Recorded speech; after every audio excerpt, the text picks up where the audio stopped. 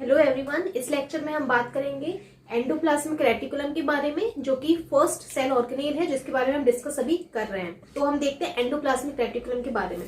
So it is a large network of membrane bound tubules extending from nuclear membrane into the cytoplasm. ठीक है, तो endoplasmic reticulum आप देख सकते हैं इस पिक्चर में। ये न्यूक्लियस है आपका, ये न्यूक्लियस की सिंगल एनवेलप है, ये न्यूक्लियस की फर्स्ट एनवेलप है और ये न्यूक्लियस की सेकंड एनवेलप है। ठीक है, सेकंड मेम्ब्रेन है। तो सेकंड मेम्ब्रेन से अगर आप देखेंगे, आउटर मेम्ब्रेन जो न्यूक्लियस की है वहां से आपका एंडोप्लाज्मिक रेटिकुलम एक्सटेंड होना स्टार्ट किया है। आई मीन आगे की तरफ बढ़ रहा है। कहां से? From the outer membrane of nucleus. And कहां तक बढ़ रहा है? Towards the cytoplasm. मतलब आप देखेंगे कि यहाँ पे इसके नेक्स्ट में साइटोप्लाज्म अवेलेबल होता है। ठीक है, तो न्यूक्लियर मेम्ब्रेन से ये स्टार्ट होगा और एक्सटेंड होगा टुवर्ड्स द साइटोप्लाज्म। और ये कैसी फॉर्म में अवेलेबल होता है? तो ये प्रेजेंट होता है इन द ट्यूब्यूलर फॉर्म, मतलब ट्यूब लाइक स्ट्रक्चर। जो ट्यूब्स होते हैं ना, इस तरीके के ट्यूब्स इसमें प्रेजेंट होते हैं। इस तरीके के ट्यूब्स इसमें प्रेजेंट होंगे एंडोप्लाज्मिक रेटिकुलम में। इसलिए इसे बोला जाता है this is a network. Network मतलब पूरा एक जाल है। जाल किस चीज का है? ट्यूब्स का जाल है। ठीक है, जिसे हम टिब्यूल्स बोल रहे हैं। तो ये पूरा जाल बना हुआ है आपकी टिब्यूल्स का। और कैसा है ये मेम्ब्रेन बाउंड है। मतलब इनकी जो पूरी टिब्यूल्स हैं उनकी खुद की एक मेम्ब्रेन है। ये देख रहे हैं आप, ये तो ये मेम्ब्रेन है। तो डेफिनेशन भी यही होगी that it is a network of membrane bound tubules extending from the nuclear membrane into the cytoplasm। अब जो एंडोप्लाज्मिक रेटिकुलम होता है इसके 3 शेप्स में ये अवेलेबल होता है। कितने शेप्स होते हैं इसके? 3 शेप्स इसके अवेलेबल होते हैं। तो फर्स्ट जो शेप है that is cisternae. Long tubes रहेंगी, लॉन्ग ट्यूब्स इसमें रहेंगी जिन्हें हम बोलते हैं सिस्टर्नी। उसके बाद वेसिकल्स, मतलब कहीं कहीं पे आपको गोल गोल स्ट्रक्चर्स देखने को मिलेंगे। तो जो वेसिकल्स हैं वो आपके राउंड स्ट्रक्चर्स हैं। ये वाला स्ट्रक्चर वेसिकल्स कहा जाएगा। ठीक है, और लॉन्ग ट्यूब्स का जो स्ट्रक्चर है उसे बोला जाएगा सिस्टर्नी। उसके बाद टिब्यूल्स जो होते हैं ये ब्रांच्ड लाइक स्ट्रक्चर होता है। ये आप देख रहे हैं ट्यूब्स जो है वो बट ब्रांच्ड है। जी ये आप देख रहे हैं ट्यूब्स हैं बट इसमें ब्रांचेस आपको दिख रही होंगी। ठीक है, तो ये ब्रांच्ड ट्यूब्यूल रहती है तो इन्हें ट्यूब्यूल्स बोलते हैं। उसके बाद जो एंडोप्लाज्मिक रेटिकुलम होता है ये बेसिकली 2 टाइप्स का होता है। कितने टाइप्स होते हैं? 2 टाइप्स के एंडोप्लाज्मिक रेटिकुलम प्रेजेंट होते हैं। जो फर्स्ट टाइप है that is rough endoplasmic reticulum. ठीक है, जिसे हम शॉर्ट में बोलते हैं RER। सेकेंड टाइप का जो है that is smooth endoplasmic reticulum, जिसे हम बोलते हैं SER इन शॉर्ट। अब जो डिवीजन किया जाता है, मीन्स जो क्लासिफिकेशन किया जाता है एंडोप्लाज्मिक रेटिकुलम का, उसका बेस ये होता है, means they are classified on the basis of presence and absence of ribosomes. मतलब एंडोप्लाज्मिक रेटिकुलम में अगर राइबोसोम्स प्रेजेंट होंगे, राइबोसोम्स क्या है? ग्रेनुलर यूनिट्स होती हैं, छोटे छोटे दाने जैसे स्ट्रक्चर्स होते हैं जिन्हें हम राइबोसोम्स बोलते हैं। और वो क्या करते हैं? प्रोटीन का सिंथेसिस करते हैं। ठीक है, तो एंडोप्लाज्मिक रेटिकुलम जिसके पास राइबोसोम्स अवेलेबल रहेंगे वो आपका रफ टाइप का रहेगा, है ना। जैसे एक सरफेस है, उस सरफेस पे कुछ दाने दाने पड़े हैं, तो अगर आप उसको देखेंगे तो उसका टेक्सचर कैसे लगेगा? रफ लगेगा। ठीक है, मतलब ऐसा एंडोप्लाज्मिक रेटिकुलम जिसके पास राइबोसोम्स अवेलेबल है और उसका टेक्सचर रफ है, वो आपका कहलाएगा रफ एंडोप्लाज्मिक रेटिकुलम। उसके बाद जो सेकेंड टाइप का जो एंडोप्लाज्मिक रेटिकुलम है वो है आपका स्मूथ एंडोप्लाज्मिक रेटिकुलम। अब ये इतना स्मूथ क्यों है? एकदम स्मूथ क्यों है? एकदम चिकना टाइप का क्यों है? क्योंकि इसके पास राइबोसोम्स नहीं है। ठीक है, इनके पास राइबोसोम्स नहीं है तो ये बहुत ज्यादा स्मूथ सरफेस के होते हैं। तो स्मूथ एंडोप्लाज्मिक रेटिकुलम के पास राइबोसोम्स नहीं रहेगा। ठीक है, तो हम देखते हैं rough endoplasmic reticulum, it contains ribosomes responsible for protein synthesis. ठीक है, इनके पास होता है राइबोसोम्स जो कि क्या करते हैं? प्रोटीन का सिंथेसिस करते हैं। ये पॉइंट बहुत इंपॉर्टेंट है। ये क्वेश्चन आपको हमेशा पूछा जाता है that what is the role of RER, I mean rough endoplasmic reticulum. So its role is the synthesis of protein. ये जो प्रोटीन सिंथेसाइज होता है, ये प्रोटीन बहुत इंपॉर्टेंट इसलिए भी है क्योंकि जो प्रोटीन ये बनाते हैं वो आपकी सेल मेम्ब्रेन, आपकी एक सेल का जो सेल मेम्ब्रेन होता है ना, वो आपकी सेल मेम्ब्रेन प्रोटीन से बनी होती है। ठीक है, तो ये प्रोटीन जो है वो आपकी सेल मेम्ब्रेन को बनाने में बहुत इंपॉर्टेंट रोल प्ले करता है। जो कि सिंथेसाइज किया जाता है by the RER, I mean rough endoplasmic reticulum. और आपके जो प्रोटीन्स होते हैं उनसे एंजाइम्स भी बनते हैं। एंजाइम्स मैंने आपको बताया था जो कि एक रिएक्शंस को कैरी आउट करते हैं। जो भी रिएक्शंस होती है उसको पूरा करने में एंजाइम्स का इंपॉर्टेंट रोल होता है। तो एंजाइम्स क्या है? Enzymes are the protein structures. Enzyme भी क्या है? प्रोटीन से ही बने हुए स्ट्रक्चर्स होते हैं। देन RER सिंथेसाइजेस प्रोटीन, ये कंप्लीट हुआ। Then RER is mainly formed by cisternae. अब आपको यहाँ पे एक चीज याद रखनी है कि आपकी जो सिस्टर्नी है, ये सिस्टर्नी जो है स्ट्रक्चर है वो आपका सिर्फ रफ एंडोप्लाज्मिक रेटिकुलम में देखा जाएगा। मतलब रफ एंडोप्लाज्मिक रेटिकुलम है, ये वाला पार्ट आप देख रहे हैं, ये वाला जो पार्ट है ये आपका सिर्फ सिस्टर्नी से बना होता है। आप देख सकते हैं स्ट्रक्चर बहुत सिमिलर है, ठीक है। तो ये जो सिस्टर्नी है वो आपके सिर्फ RER में देखने को मिलेगी, जो आप यहाँ पे देख सकते हैं। This is a rough endoplasmic reticulum structure. तो ये था रफ एंडोप्लाज्मिक के बारे में। अब हम देखेंगे स्मूथ एंडोप्लाज्मिक रेटिकुलम के बारे में। तो यहाँ पे जो आप देख रहे हैं, जहाँ पे आपको रेड स्ट्रक्चर्स नहीं दिख रहे हैं, रेड डॉटेड स्ट्रक्चर नहीं दिख रहे हैं, this is smooth endoplasmic reticulum. So it doesn't contain ribosomes, okay, ठीक है, that's why these are smooth. ये स्मूथ टेक्सचर के होते हैं क्योंकि इनके पास राइबोसोम्स एब्सेंट होते हैं। यहाँ पे स्ट्रक्चर में भी दिख रहा है आपको। इसके बाद स्मूथ एंडोप्लाज्मिक रेटिकुलम का काम क्या होता है? तो इसका काम होता है फैट्स और लिपिड्स का सिंथेसिस करना। मतलब जो भी फैट है सेल में, जो भी फैट बन रहा है या फिर जो भी लिपिड्स बन रहे हैं, ये दोनों ऑर्गेनिक कंपाउंड्स होते हैं, फैट्स एंड लिपिड्स, ठीक है। लिपिड्स थोड़ा और कॉम्प्लिकेटेड फैटी सब्सटेंस होता है। तो ये दोनों चीजें जो होती हैं वो आपकी स्मूथ एंडोप्लाज्मिक रेटिकुलम के द्वारा बनाई जाती है, ठीक है। अब ये फैट्स और लिपिड जो बनते हैं इनका भी बहुत इंपॉर्टेंट रोल है, क्योंकि आपकी जो सेल मेम्ब्रेन है जो कि आपकी प्रोटीन से बनी है, वो प्रोटीन के साथ साथ लिपिड से भी बनी होती है। किन से बनी होती है? लिपिड्स एंड फैट्स से भी बनी होती है।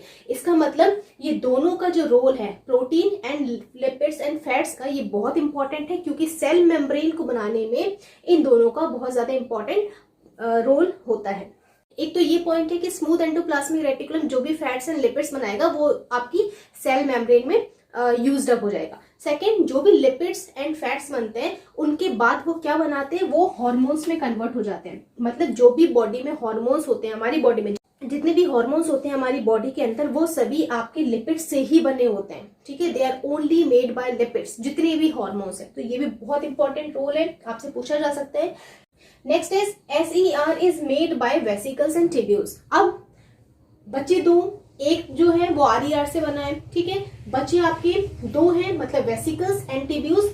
अब ये दोनों जो स्ट्रक्चर्स हैं ये दोनों आपके SER को बनाते हैं, ठीक है। तो SER smooth endoplasmic reticulum is made by the vesicles and tubules. ये आप स्ट्रक्चर देख सकते हैं, ये टिब्यूलर टाइप स्ट्रक्चर आपको दिख रहा होगा, और यहाँ पे कुछ गोल गोल टाइप के स्ट्रक्चर्स भी होते हैं जिन्हें हम वेसिकल्स बोलते हैं, ठीक है। तो ये न्यूक्लियस है, न्यूक्लियस की डबल मेम्ब्रेन आपको पता है। तो डबल मेम्ब्रेन एक तो एंडोप्लाज्मिक रेटिकुलम की मेम्ब्रेन की वजह से डबल होती है। उसके बाद ये जो पार्ट आप देख रहे हैं, this is rough part of the endoplasmic reticulum. इसके ऊपर आप रेड डॉटेड स्ट्रक्चर्स देख रहे हैं, तो ये आपके राइबोसोम्स हैं। ये आपका स्मूथ एंडोप्लाज्मिक रेटिकुलम का पार्ट है जिसमें रेड स्ट्रक्चर्स नहीं दिख रहे हैं, मतलब राइबोसोम्स नहीं है, ठीक है। तो ये स्ट्रक्चर के बारे में। इसके बाद हम देखेंगे फंक्शंस ऑफ एंडोप्लाज्मिक रेटिकुलम। अब हम देखेंगे functions of endoplasmic reticulum. So first function is protein synthesized by ER is transported throughout the cell. मतलब एंडोप्लाज्मिक रेटिकुलम के थ्रू जो भी प्रोटीन रहता है, ठीक है, तो वो प्रोटीन अलग अलग फॉर्म्स में कन्वर्ट हो जाता है, ठीक है। एक तो एंजाइम्स बन जाएगा, यही जो प्रोटीन है वो एंजाइम्स बन जाएंगे, कुछ एंजाइम्स बना लेगा ये, और कुछ जो प्रोटीन है वो सेल मेम्ब्रेन में बनाने में हेल्प करेगा। जितना भी प्रोटीन है वो इन चीजों को बनाने में मदद करता है, हेल्प करता है, ठीक है।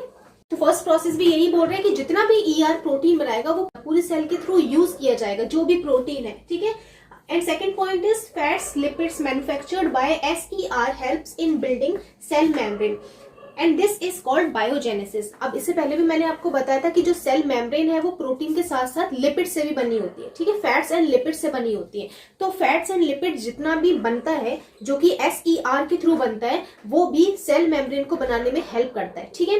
एंड इसी प्रोसेस को, जो सेल मेम्ब्रेन का फॉर्मेशन है by the lipids and fats, this is called biogenesis. यही होता है बायोजेनेसिस, ठीक है।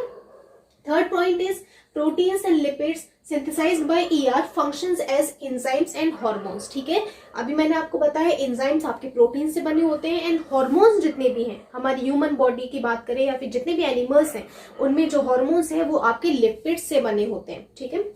Next point is SER helps in detoxification of poisons and drugs in liver cells of animals. मतलब कि डिटॉक्सिफिकेशन क्या होता है? Detoxification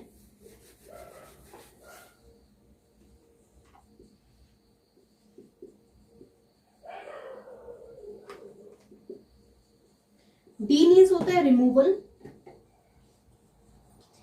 toxic means toxic I mean poisonous thing, कोई भी जो पॉइजनस होता है उसे हम टॉक्सिक बोलते हैं. तो बॉडी से आई मीन सेल से जो टॉक्सिक सब्सटेंस है, जो पॉइजनस सब्सटेंस है, उनका रिमूवल करना, उनको रिमूव आउट करना, उनको बाहर निकालना, ये होता है, ये प्रोसेस जो है I mean the removal of toxic substance और the poisonous substance from the cell.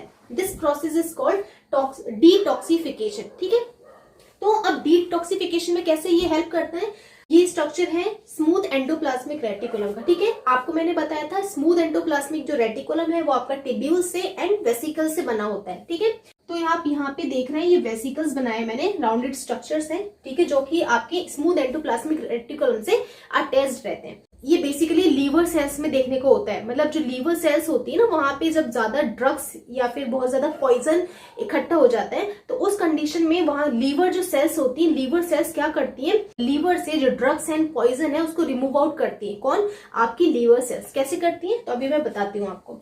तो जो वेसिकल्स आप देख रहे हैं राउंड स्ट्रक्चर्स हैं, इनमें क्या होता है? पॉइजन एक्यूमुलेटेड हो जाता है. पॉइजन क्या होता है? इकट्ठा हो जाता है. फिर आपका स्मूथ एंडोप्लाज्मिक रेटिकुलम क्या करता है? वही वेसिकल जिसमें ड्रग्स या फिर पॉइजन एक्यूमुलेटेड होता है उसको वहां से हटा देता है. क्या करता है? वहां से हटा देता है. तो आप देख रहे हैं पहले ये वेसिकल्स अटैच थे स्मूथ एंडोप्लाज्मिक रेटिकुलम से, फिर बाद में जब इसमें ड्रग्स एक्यूमुलेट हो गया तो ये वेसिकल दूर हट गए. क्या हट गए? दूर हट गए, क्योंकि इसको रिमूव कर दिया, इसे दूर हटा दिया गया. ठीक है. तो जब ये रिमूव हो जाता है from the smooth endoplasmic reticulum से, उसके बाद ये जो वेसिकल है ना ये बर्स्ट आउट हो जाते हैं, मतलब फट जाते हैं, जिसकी वजह से जो भी इसका अंदर का जो मटेरियल होता है वो साइटोप्लाज्म में डिपॉजिट हो जाता है. ठीक है. उसके बाद ये जितना भी मटेरियल है वो डाइजेस्ट कर लिया जाता है, आई मीन पूरी तरीके से डाइजेस्ट कर लिया जाता है और ये बाद में रिमूव आउट कर दिया जाता है बाय द सेल. तो इस तरीके से आपका एंडोप्लाज्मिक रेटिकुलम लीवर सेल्स में डिटॉक्सिफिकेशन करता है, आई मीन पॉइजन को रिमूव करता है. Next function is it functions as a channel for the transport of materials. मतलब ये आपका न्यूक्लियस है, ये न्यूक्लियस की मेम्ब्रेन दिख रही है आपको, ब्लू से मैं इंडिकेट कर रही हूँ. ये न्यूक्लियस है, पूरा नहीं बनाया मैंने. ठीक है, ये न्यूक्लियस का पार्ट है. तो न्यूक्लियस के अंदर क्या होता है? न्यूक्लियोलस होता है. क्या होता है? न्यूक्लियोलस. न्यूक्लियोलस क्या करता है? राइबोसोम्स बनाता है. ठीक है, एक एग्जांपल ले रही हूँ. तो न्यूक्लियोलस क्या करता है? न्यूक्लियोलस राइबोसोम्स की सिंथेसिस करता है. इसीलिए इसे क्या बोला जाता है? The factory of ribosomes. ठीक है, क्या बोला जाता है? Factory of ribosomes. उसके बाद जो भी राइबोसोम्स बनाएगा वो यहाँ से एक्सपोर्ट किया जाता है. एक्सपोर्ट मतलब यहाँ से बाहर की तरफ उसका ट्रांसपोर्टेशन किया जाएगा. तो राइबोसोम्स है वो कहाँ से? न्यूक्लियस से एंडोप्लाज्मिक रेटिकुलम की तरफ आएंगे. ठीक है. फिर एंडोप्लाज्मिक रेटिकुलम में वो चैनल्स की तरह काम कर रहे हैं. चैनल मतलब कि एक मीडिएटर है. उसके बाद एंडोप्लाज्मिक रेटिकुलम से जो राइबोसोम जो सिंथेसाइज किया है न्यूक्लियोलस ने, वो आपका साइटोप्लाज्म में चला जाएगा. अब वो जो राइबोसोम है, ठीक है, जो प्रोटीन से बने हैं बेसिकली, अब उस राइबोसोम की जरूरत कोई भी सेल ऑर्गेनेल को है, आई मीन गोल्जी बॉडीज को या कोई भी अदर सेल ऑर्गेनेल को है, आपके सेल मेम्ब्रेन को है, तो वो राइबोसोम जो है उस पर्टिकुलर टारगेट साइट पे चला जाएगा. मान लीजिए कि जो भी राइबोसोम है उसकी जरूरत बाहर है, साइटोप्लाज्म में कोई भी सेल ऑर्गेनेल है वहां पे इसकी जरूरत है. किसकी? राइबोसोम की. तो न्यूक्लियोलस राइबोसोम बनाएगा. न्यूक्लियोलस से वो जाएगा एंडोप्लाज्मिक रेटिकुलम के पास. एंडोप्लाज्मिक रेटिकुलम से वो जाएगा साइटोप्लाज्म में. जैसे साइटोप्लाज्म में आएगा फिर वो यूज अप कर लिया जाएगा कोई भी आपकी सेल ऑर्गेनेल के द्वारा. ठीक है.